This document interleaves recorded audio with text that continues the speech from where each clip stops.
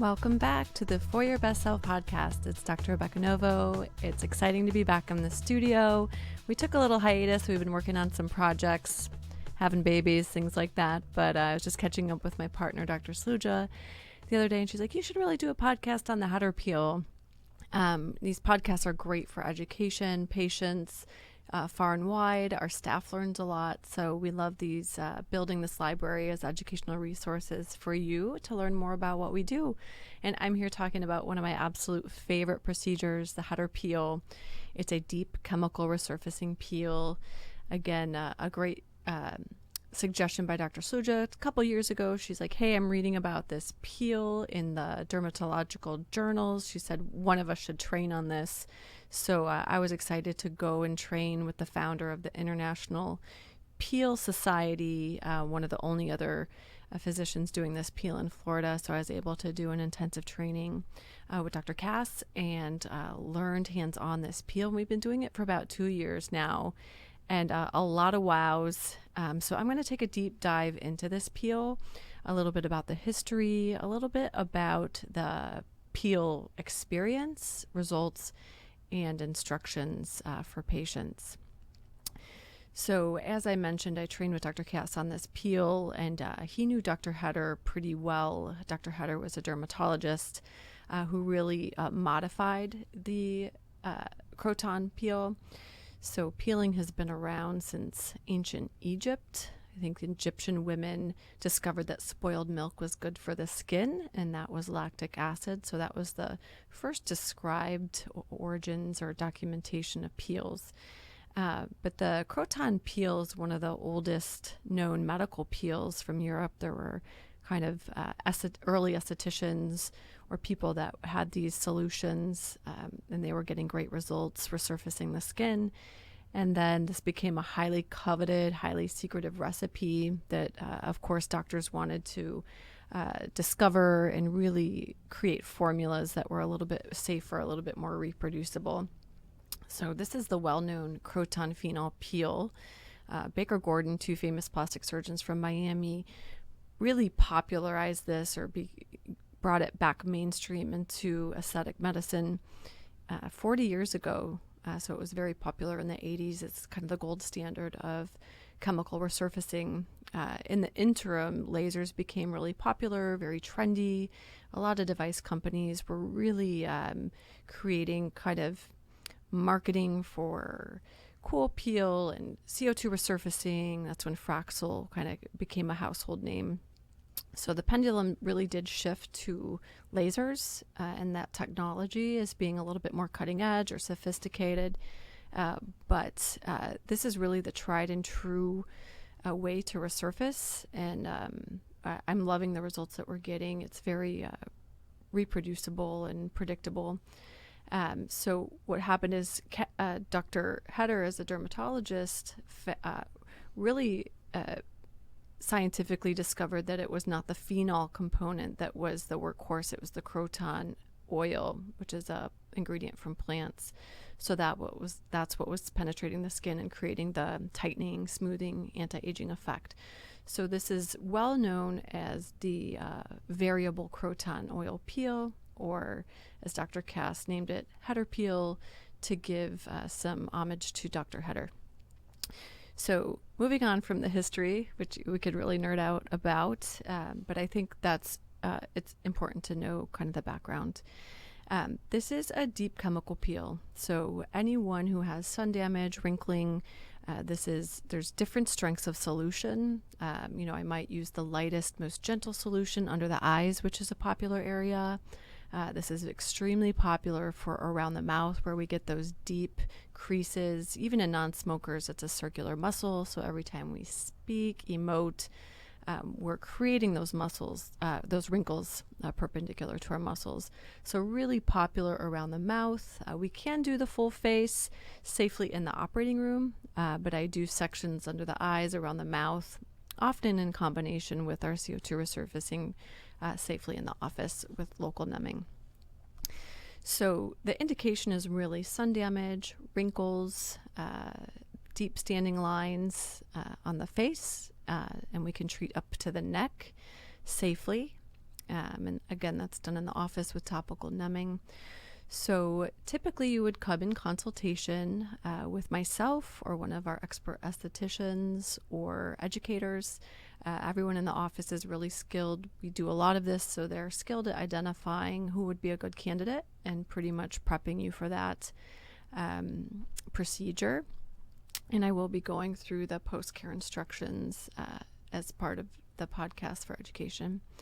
So after your consult, we talk about the preparation, talk about the procedure. We'll get you scheduled.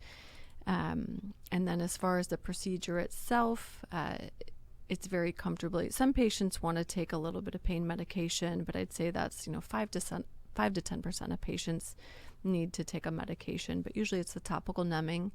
The procedure itself is a light kind of, I call it spicy, but just a little bit of topical heat. So the procedure itself is not painful.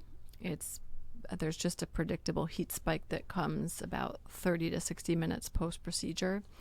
And that heat spike will last for about an hour or two post-procedure. So most patients, we encourage that you have a driver to come to the procedure. You'll have all your medications, you'll have all your skincare prep that I'll go through step by step as part of the instructions. So you're in the office and I'm doing the procedure. Your skin is cleaned. We have the topical numbing on for 30 to 60 minutes. That is cleansed. And then we do the peel. The peel itself, depending on how much area we're treating under the eyes, could take 15, 20 minutes. I'm going to do 1 to 2 coats, depending on the amount of anti-aging skin tightening that we need to do. It's completely customizable. I have 4 to 5 strengths of solution that I'll use in variable areas. Around the mouth is usually the most stubborn lines, and we can use the strongest peel depth on that area without any risk of scarring. So the application of the peel feels a little bit, maybe slightly stinging, slightly burning. I'm applying it with Q-tips. There is a video on our website, www.foryourbestself.com. Under the content Hetter Peel, there's a video of me applying the peel. So it's just gentle pressure with the Q-tip, and the skin will turn bright white frost, and that's the endpoint that I'm looking for. That's actually protein denaturation in the dermis of the skin, and that's what leads to the skin tightening. So that frost, it's a self-neutralizing peel, so I don't apply anything to stop the peel or end the peel. I'm really just watching the skin at that point. The white frost goes away, it turns into a pink swelling within 10 minutes, and that's the point in time where I'll look at the skin and see if I'm going to do a second coat, or maybe I'll go over certain lines that might be more stubborn or deep. And then after that, we're going to apply your elastin nectar. That has really been a game changer in the peeling and resurfacing. We have used elastin nectar since we've started the practice. We were early on to get on board with the nectar as far as part of our post-procedure recovery. It really is incredible at soothing, stimulating healing, decreasing inflammation and redness. When I trained on the peel, colleagues from other areas were asking about our post-care recovery instructions. We introduced them to the nectar, and they really said, wow, that has decreased our healing time in half.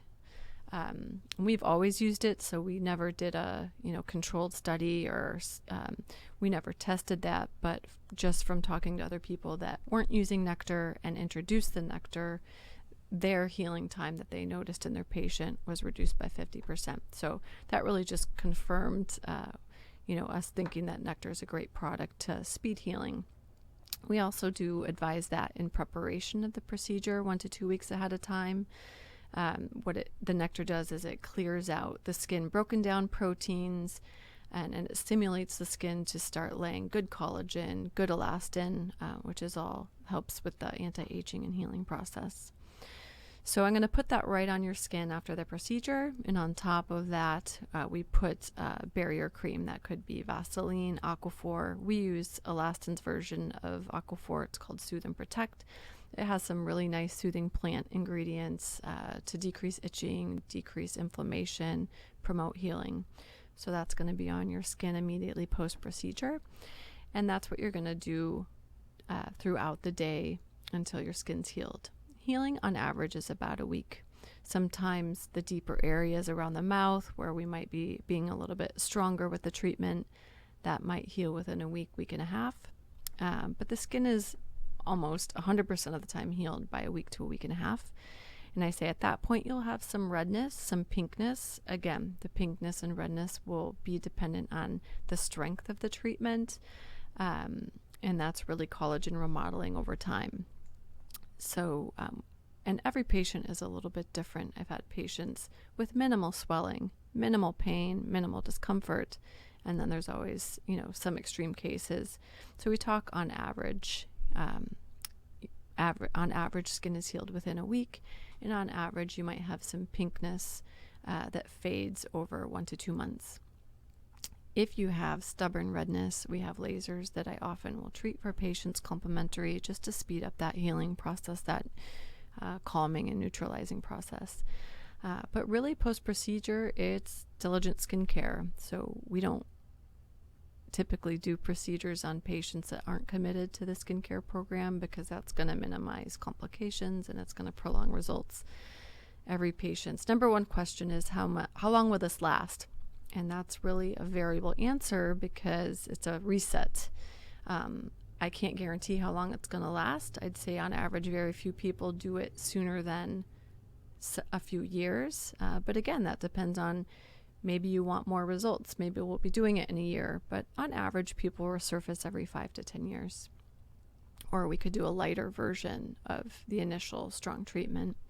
But this is really a skin reset. We're going to get to a new baseline. So that's why skincare and your injectables for maintenance, your esthetician services, alternating microneedling, chemical peel, some skin stimulation every 2 to 4 months regularly is really going to maintain the longevity of any reset that we can get with resurfacing. At minimum, that's going to be skincare, your retinol, sunscreen. A lot of patients will ask, do I have to stay out of the sun for the rest of my life? I mean, we're in Florida. That's not possible. You can't be a vampire. We understand that. But just healthy life choices, avoiding, the peak UV index in a day, doing your outdoor activities, dawn and dusk, wearing sunscreen religiously as part of your skincare routine. One thing that has come up a lot in conversation is, I put sunscreen on when I go out. Well, are you in front of a computer? Oh yeah, I sit in front of a computer 10, 12 hours a day. Well, you really need to protect your skin from that because we are now discovering that blue light or the rays from devices penetrates deeper than UVA and UVB combined. So we've noticed as more people work from home, more screen time, more computer time, they're like, man, my aging process just accelerated. It's an interesting correlation, but we have seen that people with more screen time, even though they're not outside or in the sun, their collagen and elastin are breaking down a lot faster. So protect the skin. A lot of the medical grade sunscreens now have a layer that's going to protect you from the blue light. Blue light glasses, I recommend all that. So just monitor your screen time is something we're starting to educate patients on more. So that's the procedure. It's pretty simple. We typically do a phone check-in where we have an open door policy. If any patients have concerns, we're a phone call away, a text away, office visit away, but we typically will do a phone check-in. We used to have everyone come in day one, but it was just uncomfortable for the patients. They're self-conscious, they're healing, they're swollen. So we do a phone check-in the next day, and then we typically see you the next week. The routine that I'll go through in the post instructions does not change for that week.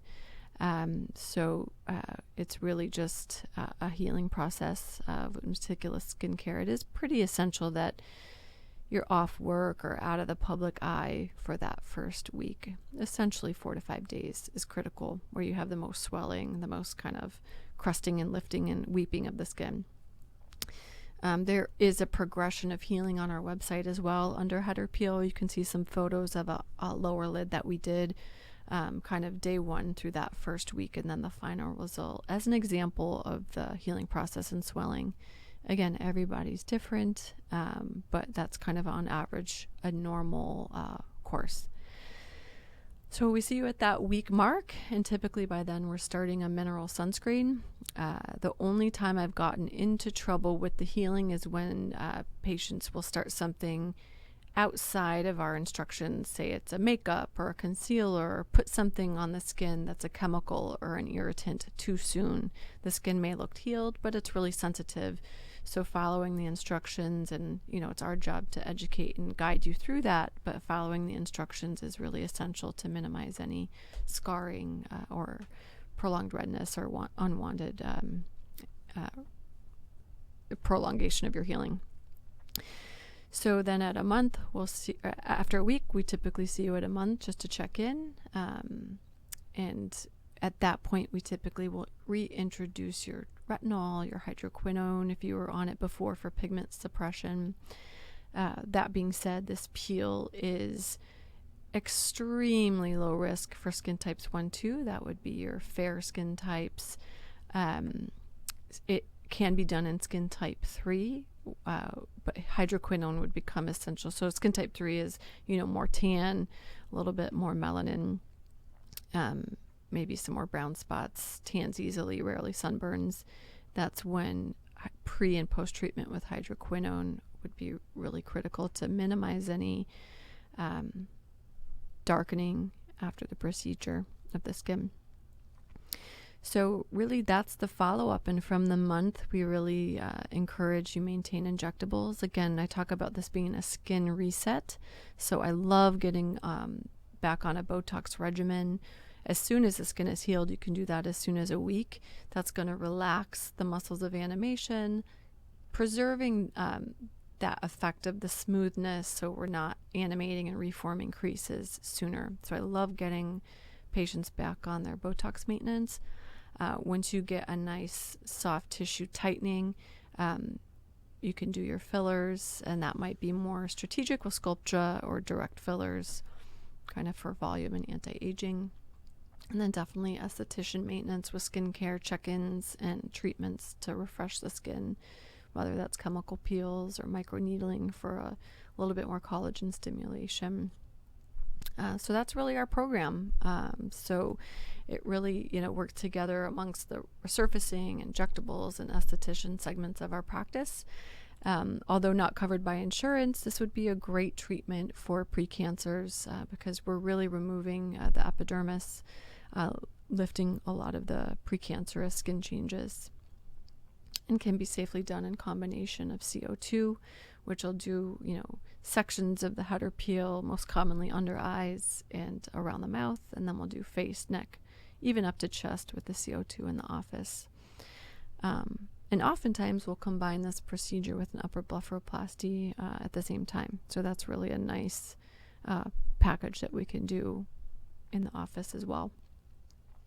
So as far as the pre and post care instructions, you will get a written copy of this. It will be gone over at your pre-op phone call. So when you schedule, we do a pre-call to make sure you have your prescriptions, make sure you have your skincare, make sure you don't have any questions about the instructions. So we do really believe in preparedness. You don't know what you don't know, so we encourage you to ask questions, and we're there to clarify. We learn the most through our patients on, if the instructions don't make sense, or could they be clearer, could they be better. So we love feedback. And so the pre and post care instructions are always being refined and evolving. So in general, for any procedure of resurfacing, we give general health tips. As I mentioned, you're going to want to avoid direct intense sun exposure. We encourage hat sunscreens, especially in that peak UV 10 to 2 time frame. Stay hydrated. You're going to want to eat clean, minimal inflammatory foods, as well as lots of hydration. Try to get good night's sleep. And it is essential that you avoid smoking and secondhand smoking. We have patients come in all the time that want to invest in anti-aging, but they're smoking and UV are the top 2 aging offenders. So we're going to have diminishing returns with anyone who's smoking or getting a lot of sun exposure. So 2 weeks prior to the procedure, you're going to start your elastin nectar. As I mentioned, this is really preparing the skin architecture, clearing out the old broken down proteins, stimulating your skin, triggering your skin to start laying down good proteins. So we'll get a better response with the treatment as well. You're going to start to hold your retinol leading up to the procedure and any exfoliating agents. And then, especially if you're the skin type 3 or darker skin tones, you're going to want to start hydroquinone. Or if you have any discoloration to the skin, you're going to want to start to pre-treat with hydroquinone. That's a prescription strength that we carry in the office. You're going to want to do that morning and night, and then sunscreen is essential. And as I mentioned, don't underestimate computer screen time as far as considering that an exposure. Again, we're going to make sure you have all your products. And there is, for the first week, your cleanse is going to be a distilled vinegar soak. So that's distilled white vinegar, bottled water, and we have a recipe that we share with you. And you're basically going to saturate gauze and lay that on the face. And that is really to degrease and decrust the skin so that we can get a less of a barrier to the nectar to get on the skin. It's important for the nectar to get on clean skin morning and night so that it can do its healing. You're going to start, we do pre-treat with Fambir. It's an antiviral. Everyone gets that twice a day. If you have a history of cold sores, it's important to increase that dosing to 3 times a day. Most people don't know that 90+% of the population, if you don't have active cold sores, 90+% of the population has dormant or sleepy virus. So any heat stimulation, resurfacing, we talk about it a lot when we do lip filler. Any needle or heat stimulation to the face can stimulate the virus to wake up. So we do pre-treat everyone. And if you have a history of active cold sores, we increase the dosing of that. So when you come to your procedure, as I mentioned, we encourage a driver. It is essential if we're treating around the eyes, just for visibility and safety. But more or less, it's so that you are not distracted by discomfort on your ride home. As I mentioned, there's an intense heat spike that lasts about 1 to 2 hours post-procedure. It is absolutely temporary, but we don't want that to catch anyone off guard when they're trying to safely drive themselves home. So someone can drop you off, pick you up, but we really do encourage a driver for safety. You're going to take medication as prescribed. When you come for the procedure, it's important that you don't wear contact lenses. Come with a clean face.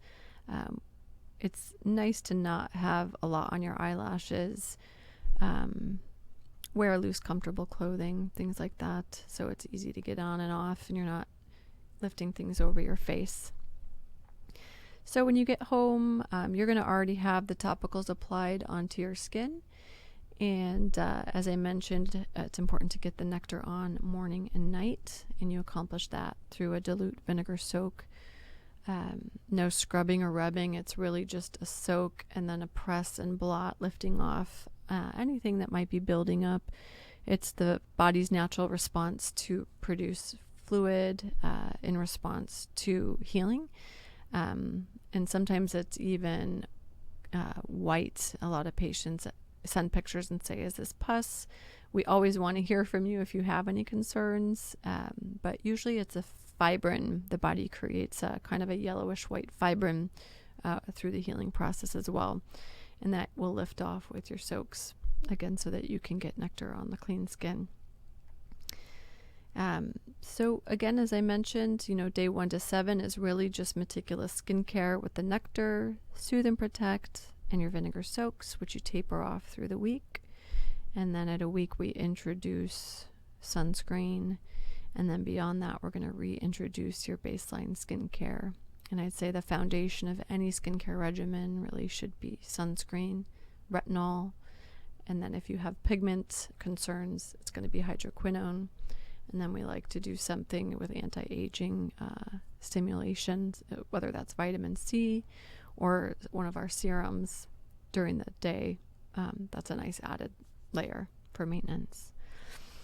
And then as far as, beyond the 3rd week, still being sun smart, minimizing sun exposure, being diligent with sunscreen, maintaining injectables and esthetician skin services is going to really maintain your results. So, we've had a lot of success. It's probably one of our most in-demand procedures. We do several a day, 5 days a week.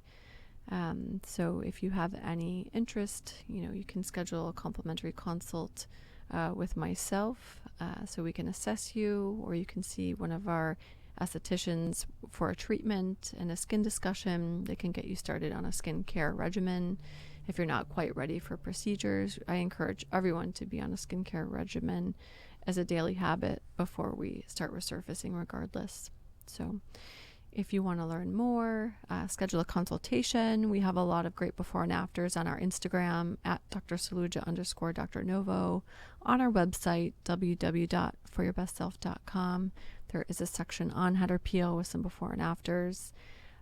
Or email us, info@foryourbestself.com. If you want to have some questions or you'd like to schedule, you can call us at 321-241-1160. So that's Hetter Peel in a nutshell. Hope you enjoyed this episode. We have more exciting episodes to come. So if you like this, share it with somebody, subscribe, and let us know what else you'd like to learn more about. All right. Thank you.